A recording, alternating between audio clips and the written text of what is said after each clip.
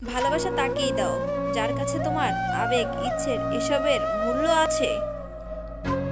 ভালোবাসা থাকে বলে তোমার ভালো লাগা মন্দ লাগাগুলো খেয়াল রাখি সবসময়। ভালোবাসাটা তাকেই দাও যার চারপাশে সুন্দর মানুষ থাকা সত্ত্বেও তার চোখে তুমি সুন্দর মানুষ। ভালোবাসা তাকেই দাও যে ভালোবাসার প্রতি দায়িত্ব জিনিসটা বোঝে। পৃথিবীতে এমন মানুষ পাওয়া খুবই কঠিন যারা স্বার্থ ছাড়াই পাশে থাকবে আর উদ্দেশ্য ছাড়াই সাহায্য করবে। মানুষের কাছাকাছি যেতে নেই, একটা দূরত্ব রাখা উচিত, তাহলে সম্পর্কগুলো ভালো থাকে।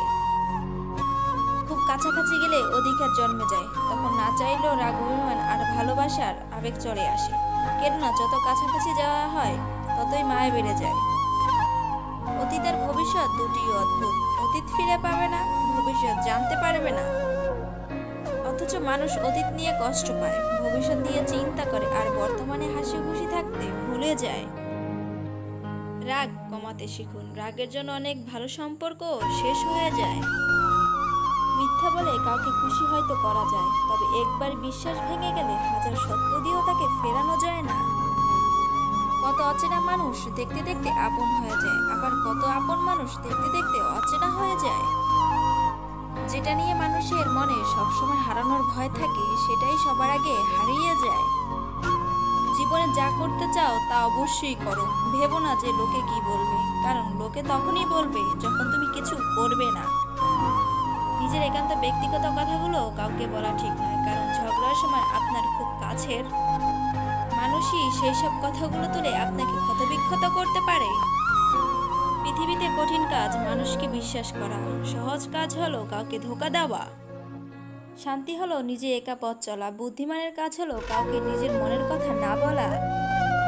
স্বপ্নকে যখন লিখে ফেলবে তখন সেটা লক্ষ্যে পরিণত হবে, লক্ষ্যকে যখন ছোট অংশে ভাঙবে তখন সেটা পরিকল্পনায় পরিণত হবে, পরিকল্পনাকে যখন কাজে লাগাবে তখন তোমার স্বপ্ন সফল হবে। প্রেম তাদের কাছেই আসে যারা হতাশার পরেও আশা করে, বিশ্বাসঘাতকতার পরেও বিশ্বাস করে এবং যারা আঘাত পাওয়ার পরেও এখনো ভালোবাসে। পৃথিবীতে কারো আপন হওয়াটা খুবই সহজ, কিন্তু কাউকে আপন করে পাওয়াটা খুব কঠিন। কেউ একজন আমাকে জিজ্ঞেস করলো, তোমার আপন কে? আমি হেসে বললাম, সময়। কারণ সময় ঠিক থাকলে সবাই আপন, আর না হলে কেউ না। সত্যিকে চাপা দেওয়ার নাম মিথ্যা, আর মিথ্যাকে সত্য বলে চালিয়ে দেওয়ার নাম ধোঁকা। নিজেকে রাবারের মতো শক্ত করা ভালো। খারাপের থেকে খারাপ পরিস্থিতি যখন দুমড়ে মুচড়ে দেবে তখন আবার যাতে সোজা হয়ে দাঁড়াতে পারে। টাকা পয়সা না থাকলে মানুষ কখনো গরিব হয়ে যায় না, প্রকৃত গরিব তো সেই যার সুন্দর একটা মন নেই।